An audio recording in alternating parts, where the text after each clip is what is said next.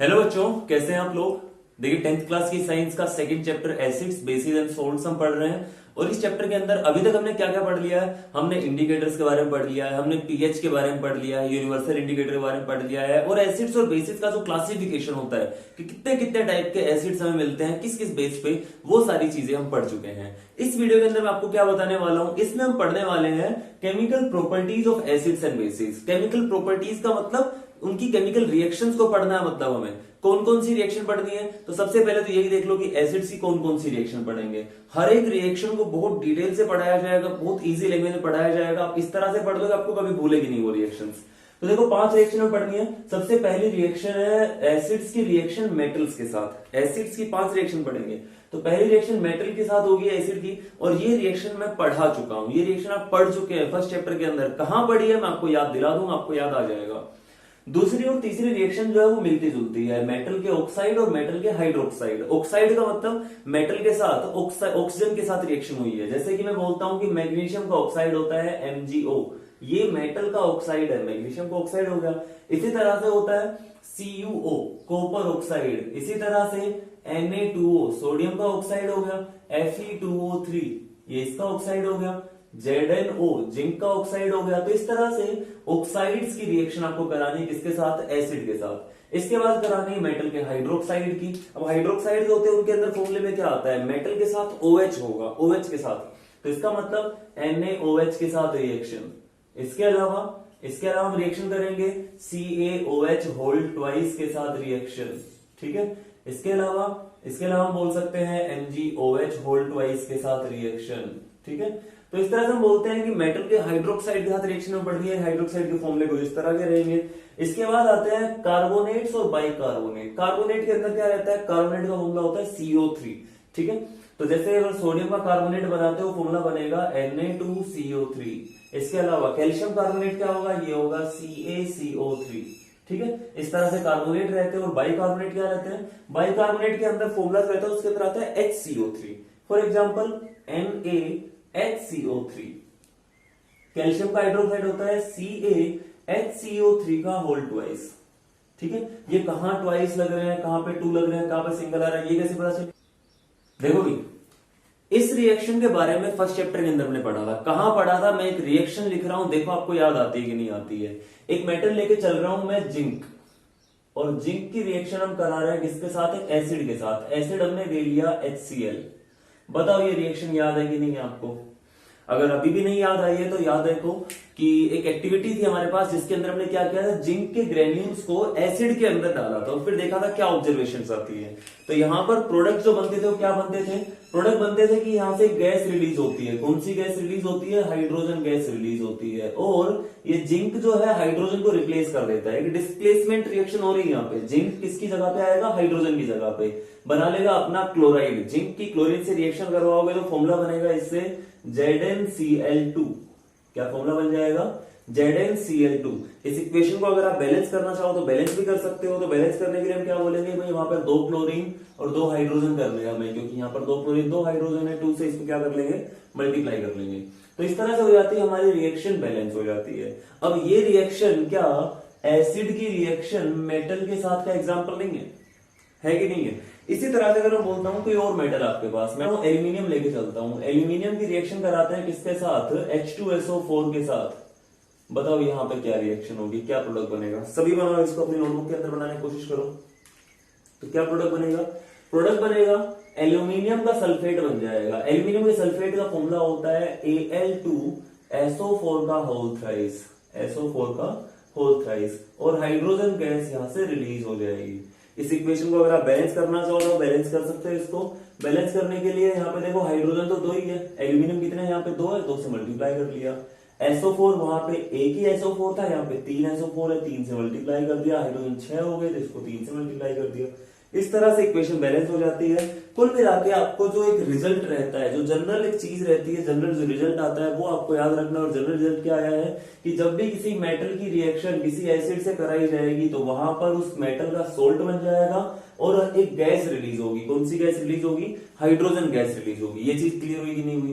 तो पहली रिएक्शन मेरे हिसाब से क्लियर हो जानी चाहिए कि जब भी रिएक्शन होती है किसकी, मेटल्स की एसिड के साथ, तो वहां पे प्रोडक्ट क्या बनेगा, तो वहां से बनेगा एक मेटल का सोल्ट और hydrogen gas.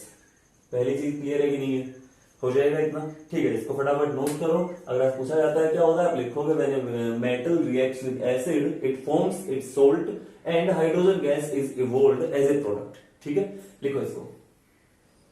Okay, next reaction जो आती है वो आती है मेटल ऑक्साइड के साथ एसिड की रिएक्शन। देखो मेटल ऑक्साइड के फॉर्मूले क्या होते हैं, जैसे मैग्नीशियम का ऑक्साइड बनाओगे तो क्या फॉर्मूला बनेगा उसका, उसका फॉर्मूला बन जाएगा MgO। हमने बनाया था फर्स्ट एक्टिविटी के अंदर, फर्स्ट चैप्टर में। इसके अलावा अगर आप जिंक के ऑक्साइड की बात करते हैं उसका फॉर्मूला क्या बनेगा, उसका फॉर्मूला बन जाएगा ZnO। एक और हम लेके चल सकते हैं, फॉर एग्जांपल हम लेके चल रहे हैं एल्यूमिनियम का ऑक्साइड। एल्यूमिनियम ऑक्साइड का फॉर्मूला क्या होगा, उसका होता है फॉर्मूला Al2O3। आप फॉर्मूले बना के देख सकते हैं साइड में। और इन सब की रिएक्शन, ये तीनों मेटल के ऑक्साइड है, इन तीनों की ये रिएक्शन मान के चलते हैं हमें किससे करानी है, हमें इन तीनों की रिएक्शन कराएंगे एसिड के साथ। एसिड सेम लेके चले या अलग लेके चले, एक ही लेके चले अलग लेके चले, तो मैं बोल रहा हूं कि हम तीनों के लिए अलग अलग एसिड लेके चलते हैं। फॉर एग्जाम्पल मैं यहाँ पे ले लेता हूं हम HCl, यहाँ पे लेके चल रहा हूं मैं HNO3 और यहाँ पे लेके चल रहा हूं मैं H2SO4। हर एक एसिड से रिएक्शन आपको करानी आनी चाहिए। तो इन तीनों की रिएक्शन, इन ऑक्साइड्स की, मेटल के ऑक्साइड की रिएक्शन किससे करा दी हमने, एसिड से करा दी। देखना है क्या रिजल्ट आता है। तो देखो यहां पर ये जो है ये कंपाउंड है, ये दूसरा कंपाउंड है, एक कंपाउंड दूसरे कंपाउंड से रिएक्ट कर रहा है, डबल डिस्प्लेसमेंट टाइप की रिएक्शन हो जाएगी। होगी या नहीं होगी। डबल डिस्प्लेसमेंट टाइप रिएक्शन के अंदर क्या होता है, एक का कैटायन अपने एनायन को छोड़ के दूसरे के एनायन से कंपाउंड बना लेता है, यानी मैग्नीशियम ऑक्सीजन को छोड़ देगा और Cl के साथ आ जाएगा। क्या कंपाउंड बनेगा, यहाँ पर फॉर्मूला बन जाएगा MgCl2 और इसका कैटायन H उसके एनायन O के साथ चला जाएगा। H और O से फॉर्मूला बना के देखना क्या बनेगा, क्या फॉर्मूला बनता है, इससे फॉर्मूला बनेगा H2O। ठीक है, चलो दूसरा देखते हैं। जिंक की रिएक्शन किससे करवा रहे हैं आप, NO3 के साथ, तो ZnNO3 होल ट्वाइस बन जाएगा। NO3 की वैलेंसी 1 होती है, जिंक की वैलेंसी 2 होती है। फॉर्मूला बना के देख सकते हैं। तो फॉर्मूला बन जाएगा ZnNO3 का होल ट्वाइस, H और O मिलकर क्या बनाएंगे, H2O बना लेंगे। इसके बाद Al2O3 की रिएक्शन करा रहे हैं, तो एल्यूमिनियम जाए किसके साथ, SO4 के साथ। फॉर्मूला बनाएगा यहां से, इसका फॉर्मूला बना के देखना भाई। एल्यूमिनियम की वैलेंसी 3 होती है और सल्फेट की वैलेंसी 2 होती है। फॉर्मूला बनेगा एल्यूमिनियम की मल्टीप्लाई इसकी वैलेंसी के साथ 2 के साथ और SO4 की मल्टीप्लाई किसके साथ, 3 के साथ। Al2SO4 का होल थ्राइस, इसको हम क्या बोलेंगे, एल्यूमिनियम सल्फेट। और हाइड्रोजन चला जाएगा ऑक्सीजन के साथ, क्या फॉर्मूला बनेगा, H2O। इस तरह से हम बोल सकते हैं कि जब भी किसी मेटल ऑक्साइड की रिएक्शन एसिड के साथ कराओगे तो वाटर तो बनेगा ही बनेगा।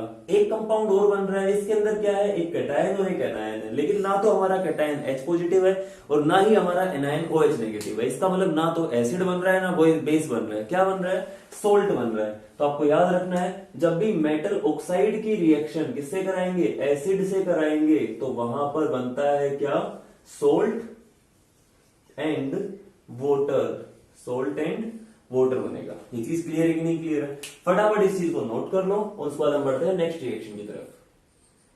तीसरी जो रिएक्शन हमारे पास आती है वो दूसरी से काफी मिलती जुलती है। कैसे, वहां पे मेटल के पास ऑक्साइड था, यहाँ पे मेटल के पास क्या है, हाइड्रोक्साइड है। हाइड्रोक्साइड का फॉर्मूला कैसा होता है, हाइड्रोक्साइड का मतलब OH नेगेटिव। कितनी वैलेंसी होती है हाइड्रोक्साइड की, -1 चार्ज होता है OH के ऊपर। तो फॉर एग्जाम्पल मैं लेके चलता हूं भाई सोडियम का हाइड्रोक्साइड, NaOH लेके चल लेते हैं, NaOH की रिएक्शन करानी है। दूसरा हम कैल्शियम का हाइड्रोक्साइड ले लेते हैं, CaOH का होल ट्वाइस बनेगा। इसका फॉर्मूला क्योंकि कैल्शियम की वैलेंसी 2 होती है और इनकी रिएक्शन करानी है आपको किसके साथ, एसिड के साथ। मेटल के हाइड्रोक्साइड की रिएक्शन किससे करानी है, एक एसिड के साथ करानी है। एसिड फिर दोबारा से मैं अलग अलग लेके चलता हूं। पहले केस में लेके चलता हूं मैं H2SO4 और दूसरे केस में लेके चलता हूं मैं HCl और फिर ये रिएक्शन हम करा के देखते हैं कि क्या होता है। तो फिर दोबारा होगी तो एक डबल डिस्प्लेसमेंट रिएक्शन, क्योंकि ये कंपाउंड है ये अलग कंपाउंड है। इसका कैटायन अपने एनायन OH को छोड़ देगा और किसके पास आएगा, SO4 के पास। तो क्या फॉर्मूला बनेगा, यहां से फॉर्मूला बनेगा Na के साथ Na2SO4। सल्फेट की वैलेंसी 2 होती है, सोडियम की वैलेंसी 1 होती है। एक तो बन जाएगा सोडियम का सल्फेट और H चला जाएगा किसके पास, OH के पास। H और OH से बनता है H2O। इससे क्या बनेगा, H2O। इसी तरह से हम बोलते हैं कि कैल्शियम अपने OH को छोड़ के आ जाएगा Cl के पास, बना लेगा कैल्शियम क्लोराइड CaCl2 और H जाएगा OH के साथ, बनाएगा H2O। तो अगर आप कोई और भी अगर आप लेके चल रहे हैं, फॉर एग्जाम्पल मैं एक अलग मेटल का हाइड्रोक्साइड ले लेता हूं, तो मैंने ले लिया यहां पर AlOH होल थ्राइस, और इसकी रिएक्शन करा दी एक अलग एसिड के साथ। अलग एसिड में लेके चलता हूं, फॉर एग्जांपल एसिडिक एसिड लेके चल लेते हैं। एसिडिक एसिड की आपने कोई रिएक्शन नहीं पढ़ी अभी तक। CH3COOH, ये होता है एसिटिक एसिड, विनेगर के अंदर जो पाया जाता है, सिरके में जो पाया जाता है। तो यहां से ध्यान रखना है कि ये वाला जो हाइड्रोजन है खाली यही डोनेट होता है, ये होता है इसके अंदर एनायन और ये होता है कैटायन। इस चीज का ध्यान रखना। जो एक एसिड है ये ऑर्गेनिक एसिड बोले जाते हैं। मैंने आपको क्लासिफिकेशन टाइम बताया था ऑर्गेनिक एसिड क्या होते हैं। ऑर्गेनिक एसिड्स के अंदर हम एनायन को पहले लिखते हैं। एनायन को क्या लिखते हैं? पहले लिखते हैं। कैटायन जो रहेगा हाइड्रोजन वो बाद में रहेगा। COOH का लास्ट में जो H आता है वो पॉजिटिव रहता है। यहां पर एल्यूमिनियम होता है 3 पॉजिटिव, OH होता है नेगेटिव। ठीक है, अब हम फिर दोबारा से कंपाउंड बनाना है। तो एल्यूमिनियम किसके साथ जाएगा? एल्यूमिनियम जाएगा इसके साथ, इस एनायन के साथ। तो H किसके साथ जाएगा? OH के साथ। तो जो फॉर्मूला बनेगा प्रोडक्ट्स का वो क्या बनेगा भाई? CH3COO नेगेटिव जो है वो तो हो जाएगा हमारा एनायन, लेकिन लिखा जाएगा इसी को पहले क्योंकि ये ऑर्गेनिक पार्ट है। CH3COO, इसके ऊपर -1 चार्ज है। ठीक है, और एल्यूमिनियम जो रहेगा उसके ऊपर कितना चार्ज? उसके ऊपर +3 चार्ज है। फॉर्मूला बनाओ क्या बनेगा? किसकी मल्टीप्लाई किसके साथ हो रही है? इसकी मल्टीप्लाई हुई किसके साथ? 3 के साथ, और एल्यूमिनियम की मल्टीप्लाई किसके साथ हुई? 1 के साथ। ये बन गया एक कंपाउंड और दूसरा बनेगा H2O, ये भी एक सोल्ट बन गया। तो इस तरह की रिएक्शन जो है वो आपकी बुक में नहीं दे रखी है, लेकिन अगर पूछ ली जाए तो आपको पता होना चाहिए कि कैटायन कौन होता है, एनायन कौन होता है, किसको पहले लिखा जाए, किसको बाद में लिखा जाए। कितने भी हाइड्रोजन हो, COOH के लास्ट वाला हाइड्रोजन जो रहता है वही रिलीज होता है खाली। क्लियर? तो यहां से मैं एक जनरलाइजेशन कर देता हूं कि जब भी मेटल हाइड्रोक्साइड जो होते हैं एक्चुअली बेस होते हैं, जिसके पास OH आ गया वो क्या हो जाएगा? बेस हो जाएगा। तो जब भी एक बेस की रिएक्शन किससे कराएंगे? एसिड के साथ कराएंगे, तो उससे क्या बनेगा? उससे बनेगा सोल्ट एंड वाटर। उससे क्या बन जाएगा? Salt and water. ये चीज क्लियर हुई कि नहीं हुई? इस तरह की रिएक्शंस को एक हम अलग नाम दे देते हैं। क्या नाम देते हैं इनको? इसको मैंने नाम दे दिया है न्यूट्रलाइजेशन रिएक्शन। एक एसिड की रिएक्शन जब बेस के साथ होगी तो उससे बनेगा सोल्ट एंड वाटर। ना तो एसिड बचेगा ना बेस बचेगा। इसका मतलब क्या हुआ? न्यूट्रलाइज हो गए। तो इस रिएक्शन को बोला जाता है न्यूट्रलाइजेशन रिएक्शन। डेफिनेशन लिख सकते हो ना इसकी? अब न्यूट्रलाइजेशन रिएक्शन एग्जांपल दे सकते हो। कोई एसिड देना, कोई बेस लेना, रिएक्शन करने का तरीका मैंने आपको बता दिया, उस तरह से रिएक्शन करा देना, हो जाएगा काम। ठीक है, चलिए आगे बढ़ते हैं। फोर्थ रिएक्शन जो आती है वो आती है एसिड की रिएक्शन मेटल कार्बोनेट के साथ। देखो एसिड की रिएक्शन मेटल कार्बोनेट के साथ कैसी होगी? दो मेटल कार्बोनेट के एग्जांपल लिख लेता हूं आपके सामने में। एक लिख लेता हूं सोडियम का कार्बोनेट Na2CO3, और दूसरा लिख लेता हूं कैल्शियम का कार्बोनेट CaCO3। और इन दोनों की रिएक्शन एसिड से करा के देखनी है। एसिड कौन सा लेके चले? एसिड लेके चलते हैं, मान लिया H2SO4, और इसके साथ भी सेम लेके चल रहा हूं H2SO4। आपको ये तो पता चले गया कि एसिड चाहे कैसे भी हो रिएक्शन सारे एक तरीके से करेंगे। तो हमें क्या करना है? इस मेटल कार्बोनेट की रिएक्शन करानी है एक एसिड के साथ। तो देखो कार्बोनेट के केस में आपको एक ध्यान रखना है, होगी तो डबल डिस्प्लेसमेंट रिएक्शन, इसमें कोई दिक्कत नहीं, इसमें कोई डाउट नहीं है।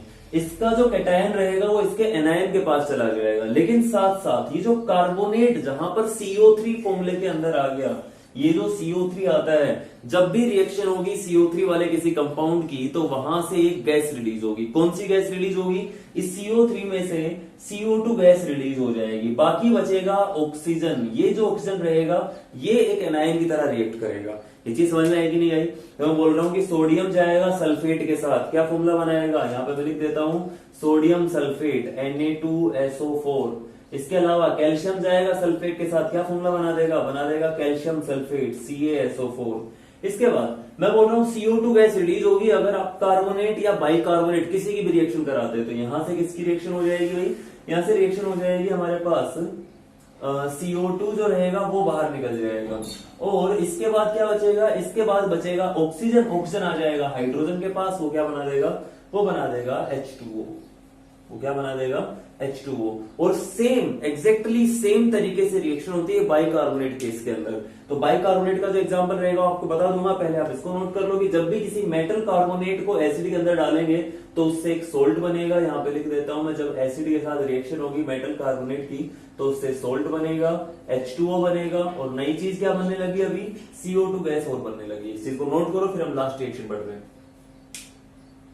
सो लास्ट रिएक्शन आती है हमारे पास एसिड्स की मेटल बाइकार्बोनेट के साथ। मेटल बाइकार्बोनेट का मैं फॉर्मूला लिख देता हूं। देखो बाइकार्बोनेट मैंने बताया है HCO3 होता है, तो मैं कैल्शियम के साथ लगा देता हूं CaHCO3 का होल ट्वाइस, ठीक है। इसके अलावा NaHCO3, ये मैंने दो हमारे हाइड्रोजन कार्बोनेट जिनको बाइकार्बोनेट आप बोल सकते हो उनके साथ रिएक्शन करा रहा हूं मैं एसिड की, HCl की रिएक्शन करा रहे हैं। देखते हैं किस तरह की रिएक्शन होती है, तो क्या बनेगा, क्या प्रोडक्ट फॉर्म होगा भाई यहाँ पे, कैसे पता चलेगा। तो फिर दोबारा मैं बोल रहा हूँ जिस तरह कार्बोनेट की रिएक्शन होती है उसी तरह बाइकार्बोनेट की रिएक्शन होगी, तो बनेगा सोल्ट। सोल्ट कैसे बनाओगे, इसका कैटायन इसका एनायन, यानी कैल्शियम का क्लोराइड CaCl2, यहाँ पे बन जाएगा सोडियम का क्लोराइड NaCl। दूसरा यहाँ पर क्या होगा, H2O बनेगा और CO2 गैस रिलीज होगी। दूसरा क्या बनेगा, H2O और CO2 गैस रिलीज होगी, ठीक है। तो इस तरह हम बोल सकते हैं कि जब भी किसी मेटल बाइकार्बोनेट या कार्बोनेट की रिएक्शन एसिड से कराई जाएगी तो क्या बनेगा, वहां पर सोल्ट बनेगा, और क्या बन रहा है भाई वहां पर, वाटर बनेगा, और क्या बनेगा वहां पर, CO2 गैस बनेगी।